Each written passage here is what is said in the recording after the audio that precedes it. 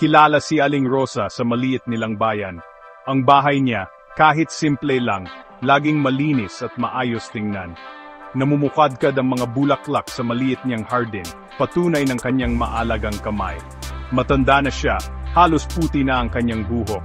Pero ang kanyang mga mata, kumikinang pa rin na may banayad na liwanag. Madalas siyang nakikita ng mga tao na nagwawali sa kanyang bakuran tuwing umaga.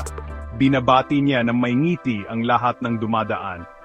Ang kanyang presensya ay tahimik na ginhawa para sa marami sa kanilang lugar. Hindi siya palasalita, pero ang kanyang mga gawa ang nagsasabi tungkol sa kanyang pagkatao. Pero ang talagang nagpapansin kay Aling Rosa ay isang kakaibang bagay. Sa labas lang ng kanyang pintuan, maayos na nakalagay sa tabi ng sarili niyang luma ng tsinelas, ay laging may dagdag na pares ng tsinelas. Hindi ito magagarang tsinelas. Karaniwan, simple lang, gawa sa goma, yung tipo na sinusuot ng karamihan sa probinsya. Minsan kulay asul, minsan pula, minsan berde. Mukha itong malinis at handa ng gamitin ng kahit sino. Ang mga batang naglalaro sa malapit, madalas napapatingin dito, naku-curious. Pati mga matatanda, minsan napapahinto at napapaisip tungkol sa palaging nandiyan na tahimik na alay na ito. Maraming tao sa komunidad ang kilala si Aling Rosa sa kanyang kasipagan. Gumigising siya bago pa sumikat ang araw, inaasikaso ang maliit niyang tindahan, at pinapanatiling malinis ang kanyang bahay. Kilala rin siya sa kanyang malaking kakayahang mag-alaga sa iba. Kung may kapitbahay na may sakit, si Aling Rosa ang unang mag-aalok ng mainit na sabaw. Kung may batang magasgasan ng tuhod, may handa siyang gamot at pang-alo na salita. Ang puso niya, parang walang katapusan ang laman na kabaitan. Dahil dito, lalong naging interesante ang hiwaga ng dagdag na tsinelas para sa mga hindi nakakaalam ng kwento sa likod nito. Naging parang palatandaan ang mga tsinelas. Lumiko sa kaliwa pagkalagpas ng bahay ni Aling Rosa, yung may dagdag na tsinelas, sabi ng mga tao. Maliit na detalye lang ito, pero nagpapakita ito ng mas malaking larawan tungkol sa babaeng nakatira doon. Nagpapahiwatig ito ng pagiging handa, isang pag-isip na higit pa sa sarili niyang pangangailangan. Nandun lang ang dagdag na pares araw-araw, umulan man o umaraw, isang tahimik na paanyaya. Simbolo ito ng kanyang pagiging handang tumulong, isang simpleng gawa ng kabaitan na nagpakilala sa kanya, at naging dahilan para mahalin siya sa kanilang simpleng komunidad, isang ilaw ng kabutihang hindi ipinagyayabang. Ang dahilan sa likod ng dagdag na tsinelas ni Aling Rosa ay napakaganda at simple. Inilalagay niya iyon doon para sa sinumang maaring mga ilangan. Baka may nasira ang sariling tsinelas habang nasa daan, o baka may bisitang dumating na nakayapak, nawala ang tsinelas sa maputik na daan, o baka naman may isang taga roon na hindi lang talaga kayang bumili ng tsinelas. Naintindihan ni Aling Rosa ang hirap ng kanyang mga kapitbahay. Alam niya na minsan, kahit ang pinakamaliit na bagay, tulad ng isang pares ng tsinelas, ay malaki ang may tutulong sa araw ng isang tao. Hindi siya nagtatanong kapag may kumukuha nito. Ang maliit na gawang ito ng kabaitan ay parang alon na kumalat ang kabutihan sa buong komunidad nila. Ang mga taong nakinabang noon sa dagdag na tsinelas ay madalas humanap ng paraan para ipasa ang kabutihan. Baka mag-iiwan sila ng mga sariwang gulay galing sa kanilang hardin sa pintuan ni Aling Rosa. O kaya naman, mag-alok silang tumulong sa isang matandang kapitbahay sa mga gawaing bahay. Ang pagkakita sa mga tsinelas ay nagsilbing palaging paalala na mayroong kabutihan. Ipinakita nito na mahalaga ang pag-aalaga sa isa't isa. Nagbigay ito ng pagkakaisa at pagmamalasakit sa mga residente, kaya ang kanilang maliit na baryo ay parang naging isang malaki at nagtutulungang pamilya. Hindi kailanman ipinagyabang ni Aling Rosa ang kanyang maliit na pagtulong. Hindi siya umasa ng papuri o pagkilala. Para sa kanya, natural lang na gawin yon. Kung may kaunti siyang sobra, bakit hindi ibahagi? Simple lang ang kanyang paniniwala. Tumulong ka kapag kaya mo, sa anumang paraan na kaya mo. Ang mga sinelas ay praktikal na paraan para magbigay ng agarang tulong nang hindi mapapahiya ang sinuman. Isa itong tahimik na alay, isang tahimik na pagkakaunawaan sa pagitan niya at ng sinumang nangangailangan nito. Ang kababaang loob na ito ang nagpalalim pa sa kanyang ginawa at naging dahilan para lalo siyang respetuhin ng mga nakakaintindi sa tunay nitong kahulugan. Maraming tao sa baryo ang may kwento tungkol sa mga tsinelas na iyon. Isang pagod na magsasaka na nasira ang sapin sa paa pagkatapos ng mahabang araw sa bukid. Isang bata na tumakbo para maglaro at nakalimutan ang tsinelas sa bahay. Isang manlalakbay na napadaan na naabutan ng biglang ulan at nasira ang sariling sapin. Nandoon ang mga tsinelas ni Aling Rosa, isang maliit na ginhawa, isang praktikal na solusyon. Sumisimbolo ito ng pag-asa at ng katiyakan na may nagmamalasakit. Isa itong palaging gawa ng kabutihang loob na nakaantig sa maraming buhay. Madalas sa mga paraang marahil hindi lubos na namalayan ni Aling Rosa, isang patunay ng kanyang walang hanggang diwa ng pagbibigay. Lumaki sa probinsyang iyon ang isang batang lalaki na nagngangalang Marco. Nakatira siya ilang bahay lang ang layo mula kay Aling Rosa.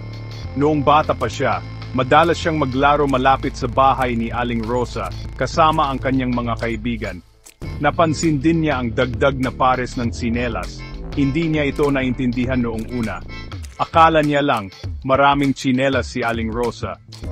Pero habang lumalaki siya, narinig niya ang mga kwento. Nakita niya ang mga taong tahimik na kumukuha ng tsinelas, at minsan, may nakikita siyang mga bagong pumapalit. Hindi niya kailanman nakalimutan ang imahe ng mga tsinelas na iyon. Laging handa, laging naghihintay. Isa iyong tahimik na aral sa kabaitan na kanyang natutunan. Lumipas ang mga taon, nag-aral ng mabuti si Marco, matalino siya, at determinado.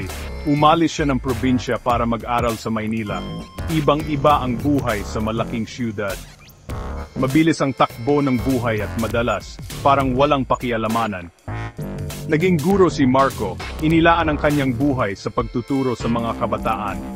Minsan, naisip niya ang kanyang kabataan, ang pagiging simple, at ang init ng samahan sa kanyang bayan. At madalas, pumapasok sa isip niya ang imahe ni Aling Rosa at ng kanyang mga tsinelas. Isa itong alaala na laging nagdudulot ng bahagyang ngiti sa kanyang mga labi. Isang paalala ng tunay at simpleng kabutihan. Pagkatapos ng maraming taon, nagpasya si Marco na bumalik sa kanyang probinsya. Naramdaman niya ang tawag na bumalik sa kanyang pinagmulan, sa lugar na humubog sa kanya. Ang maingay na siyudad ang nagbigay sa kanya ng trabaho, pero hinahanap-hanap ng puso niya ang tahimik na mga kalye ng kanyang kabataan. Naisip niya kung nandoon pa kaya si Aling Rosa. Naisip niya kung nakalagay pa rin kaya ang dagdag na tsinelas sa labas ng pinto nito. Dala-dala niya ang mga aral na natutunan niya, mula sa mga libro, at mula sa tahimik na halimbawa ng mga taong tulad ni Aling Rosa. Umaasa siyang muling makaugnayan ang komunidad na kanyang iniwan. Nang sa wakas ay dumating si Marco, nakita niyang maraming nagbago. Pero may mga bagay, salamat naman, nananatili. Nalaman niyang pumanaw na si Aling Rosa, ilang taon na ang nakalipas. Ang bahay niya ay tinitirhan ng bagong pamilya. Isang biglaang lungkot ang naramdaman niya. Naglakad siya sa tapat ng dati nitong bahay, mabigat ang puso sa mga alaala. Nanduan pa rin ang maliit na hardin, kahit iba na ang nag-aalaga. Huminto siya, inaalala ang mabait na matanda at ang simple pero malalim nitong gawa ng kabutihan. Ang alaala ng kanyang kabaitan ay sariwang-sariwa pa rin. Habang tinitingnan ang dating bahay ni Aling Rosa, naramdaman ni Marco ang malalim na pasasalamat. Ang simpleng gawa niya ay nagturo sa kanya ng mahalagang aral tungkol sa pagmamamalasakit. Hindi ito tungkol sa malalaking gawa o maingay na pahayag. Tungkol ito sa tahimik na pagkilos, sa pagkakita ng pangangailangan at pagtugon dito ng walang inaasahang kapalit. Naintindihan niya ang pamana ni Aling Rosa ay hindi lang nasa alaala ng mga taong natulungan niya. Nasa inspirasyon ito na itinanim niya sa puso ng mga nakasaksi sa kanyang kabaitan, tulad niya. Naramdaman niya ang malakas na pagnanais na parangalan ang alaala niya sa isang makabuluhang paraan. Kinabukasan din, pumunta si Marco sa palengke. Bumili siya ng ilang pares ng simpleng tsinelas na goma.